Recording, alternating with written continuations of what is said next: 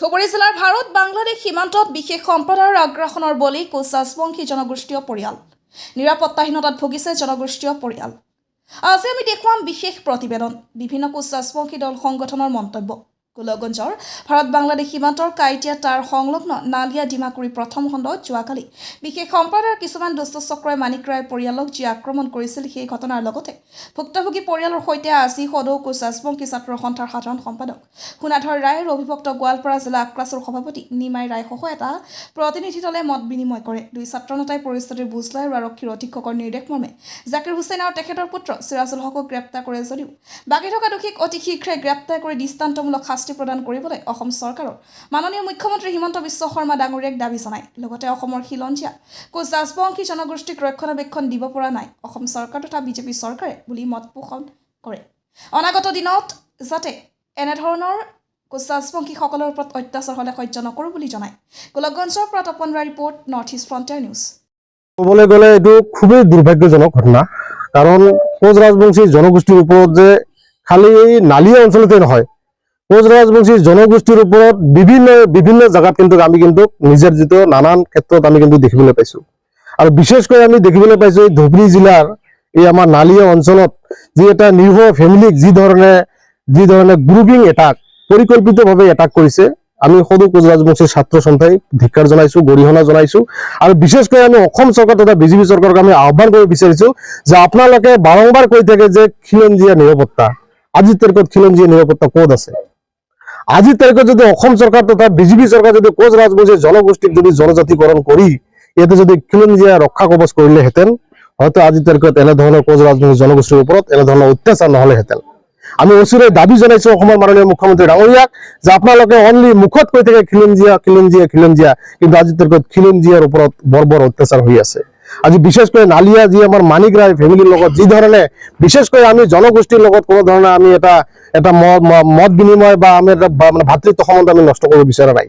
আৰু বিশেষকৈ আপোনালোকৰ মিডিয়াৰ যোগেদি আমি যিসমূহ আমচু আছে, যিসমূহ আমাৰ মুছলিম সম্প্ৰদায়ৰ যিসমূহ ছাত্ৰ সংগঠন আছে, আমি বিশেষকৈ আহ্বান কৰিছোঁ যে আপোনালোকে বিভিন্ন ক্ষেত্ৰত এই ধৰণে যাতে ঘটনা যাতে নঘটে, আপোনালোকে যাতে কোনো ধৰণে এই বস্তুটো লৈ যাতে গোষ্ঠীগত সংঘৰ্ষৰ যিটো এটা ৰং কালাৰিং, কাৰণ বিভিন্ন সময়ত আমি দেখিবলৈ পাইছোঁ কিছুমান পলিটিক কৰা নেতাই বিভিন্ন সময়ত আমাৰ মাজত কিবা এটা পলিটিক কৰাৰ এটা সুযোগ সুবিধা লৈ আছে।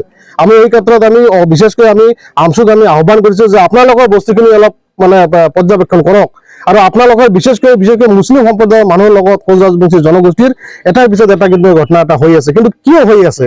আজিৰ তাৰিখত কি হৈ আছে? আমি কিন্তু মুছলিম সম্প্ৰদায়ৰ মানুহৰ লগত কোনো ধৰণৰ আমি এটা বেয়া ৰিলেশ্যন নাই, আমি এটা সমন্বয়ৰ বাৰ্তাৰে আমি এটা জীৱন নিৰ্বাহ কৰি আছোঁ। বিশেষকৈ আমি যিহেতু বৰ্তমান বিজেপি চৰকাৰ শাসন কৰি আছে, কেন্দ্ৰতো বিজেপি চৰকাৰ, ইয়াতো বিজেপি চৰকাৰ, আমি বাৰম্বাৰ উত্থাপন কৰি আছোঁ ছাত্ৰ সংগঠনে যে খিলঞ্জীয়াক ৰক্ষা কবচ দিব লাগে, খিলঞ্জীয়াৰ অস্তিত্ব ৰক্ষা কৰিব লাগে। আজিৰ তাৰিখত কিয় অনলি ধুবুৰীতে নহয়, আজি আপোনালোকে যদি চাই গোটেইখিনি এই অঞ্চলৰ আজি আমি ভূমিহীন মানে ভূমিহাৰা হৈছোঁ। আজি আমাৰ মাটি দখল কৰি আজি বেলেগে বিশেষকৈ কিছুমান ধৰক বাংলাদেশী হওক বা কিছুমান এটা বেলেগ এটা ফেমিলি হওক বা বেলেগ এটা জনগোষ্ঠী হওক, কিয় কোচ ৰাজবংশী জনগোষ্ঠীৰ ওপৰত এনেকা টাৰ্গেট কৰি লৈছে বা কিয় এনেকা কৰি মানে মানে অত্যাচাৰ কৰি আছে? আমি খুবেই দুখিত পাইছোঁ যে এই ফেমিলিটোৰ লগত আজি আমি যে কথা ডিছকাছ কৰিলোঁ, বিশেষকৈ আমি দুখ পাইছোঁ যে মানিক ৰায়ৰ দেউতা আজি ক'বলৈ গ'লে 60 এবভ এজ, আৰু তাৰ যে ঘৈণীয়েক আছে, ঘৈণীয়েকক মাৰিছে দুটাকৈ সৰু বাচ্চা। এটা মানে ক'বলৈ গ'লে এটা মানে নিন্দনীয়। আমাক দুখ লাগিছে আজি যে আজিৰ তাৰিখত চৰকাৰ ক'ত আছে? আজিৰ তাৰিখত যে বিজেপি চৰকাৰ যে দাম্ভালি মাৰা কথা কয়, আজিৰ তাৰিখত বিজেপি চৰকাৰ ক'ত আছে? আজি কিয় কোচ ৰাজবংশী জনগোষ্ঠী কিয় সুৰক্ষিত কৰিব পৰা নাই? আজিৰ তাৰিখত আমাৰ কোচ ৰাজবংশী জনগোষ্ঠীৰ মানুহে কি ভোট দিয়ে কি অসমৰ মাননীয় মুখ্যমন্ত্ৰী ডাঙৰ কি আমি CM বনা নাই নেকি? আজিৰ তাৰিখত কোচ ৰাজবংশী জনগোষ্ঠীৰ ওপৰত বাৰম্বাৰ কি হৈ থাকে? সেইদিনা ফগ্ৰেগামত এনেকা ঘটনা হ'ল, আজিৰ তাৰিখত ধুবুৰী জিলাৰ নালিয়াত এনেকা ঘটনা হৈছে। কিয় কোচ ৰাজবংশী জনগোষ্ঠীৰ ওপৰত নাৰী নিৰ্যাতন, ৰেপ, এনেকা মানে বৰ অত্যাচাৰ কিয় হৈ আছে? আমি বিজেপি চৰকাৰক আমি কুৱেশ্যন সুধিব বিচাৰো যে আপোনালোকে খিলঞ্জীয়া অস্তিত্বৰ কথা কয়, কিন্তু আজিৰ তাৰিখত খিলঞ্জীয়া কিয় সুৰক্ষিত নহয়? আমি বিশেষকৈ দাবী জনাইছোঁ, বিশেষকৈ আমাৰ যি ধুবুৰী জিলাৰ প্ৰশাসনক আমি লগ ধৰি নিশ্চয় আমি কথাখিনি ডিছকাছ কৰিম। আৰু অচিৰে আমি অসম চৰকাৰক আমি দৃষ্টিগোচৰ কৰিব বিচাৰিছোঁ যে যিসমূহ ইয়াতে কালপিতসমূহ জড়িত আছে, জনে নাথাকক, ইয়ে হিন্দুৱে হওক মুছলিমে হওক জনে জনে কৰিছে, বিশেষকৈ আমি শুনিবলৈ পাইছো যি আমাৰ মুছলিম ভাইসকলৰ যি সম্প্ৰদায়ৰ মানুহসকল আছে ইয়াতে বিশেষকৈ জড়িত হৈ আছে, আৰু যি জনে জনে কৰিছে তাত কোনো জাতিৰ কোনো কথা নাই। যি দোষী হয় পানিছমেণ্ট পাব লাগে, আৰু বিশেষকৈ আমি অলপ দৃষ্টিগোচৰ থাকিব লাগিব, যিহেতু ইয়াতে বিভিন্ন সচেতন মহল আছে। এই বস্তুটো লৈ যাতে কোনে যাতে ৰাজনীতি কৰিব নোৱাৰে। বাৰম্বাৰ আমি দেখিবলৈ পাইছো যে আমাৰ ভৰি কাটা যায়, কোনোবা আমাক ৰাজনীতি কৰে, আমাক দুখ লাগে। আজিৰ তাৰিখত আমাৰ মানুহ পিটিছে, আমাৰ মানুহ আজিৰ তাৰিখত ঘৰত আহি এটা অত্যাচাৰ কৰিছে, কিন্তু কোনোবাই ইয়াত লৈ ৰাজনীতি কৰিব বিচাৰিছে। এইকাৰণে আমি আহ্বান কৰিছো, আৰু বিশেষকৈ আমি সচেতন মহলক আহ্বান কৰিব বিচাৰিছো যে আপোনালোকে অলপ দৃষ্টিগোচৰ ৰাখিব, যাতে এই ধৰণে যাতে এটা ভিতৰুৱা অঞ্চলৰ মানুহ যাতে ইয়াতে যাতে কোনো ধৰণৰ অন্যায় অত্যাচাৰ নহয়। আৰু যদি হয় আমি অচিৰে দাবী জনাইছো, প্ৰয়োজনত আমি মাননীয় মুখ্যমন্ত্ৰী ডাঙৰীয়াক আমি লগ কৰিম, মেমৰেণ্ডাম আমি প্ৰদান কৰিম যে কোচ ৰাজবংশী জনগোষ্ঠীক খিলঞ্জীয়া জনগোষ্ঠীক সুৰক্ষিত কৰিব লাগে। আৰু বিশেষকৈ আমাৰ ধুবুৰীৰ যিসমূহ অঞ্চল আছে, অনলি নালিয়ে নহয়, এই বিভিন্ন অঞ্চলত আমি কিন্তু আমাৰ ভূমি বা আমাৰ যিসমূহ নাৰী আমাৰ কিন্তু এটা নিৰ্যাতন চলি আছে।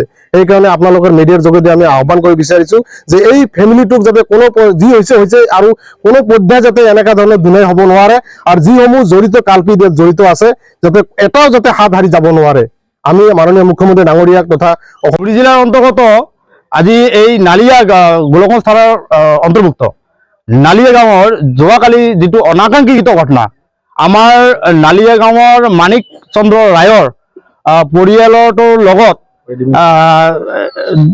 মানে ক'ব লাগিব বিশেষ এটা জনগোষ্ঠীৰ যোৱাকালি যিটো অনাকাংক্ষিত ঘটনা কৰালে, এইটো আমি অভিব্যক্ত গোৱালপাৰা আক্ৰাচুই গৰিহণা দিছো।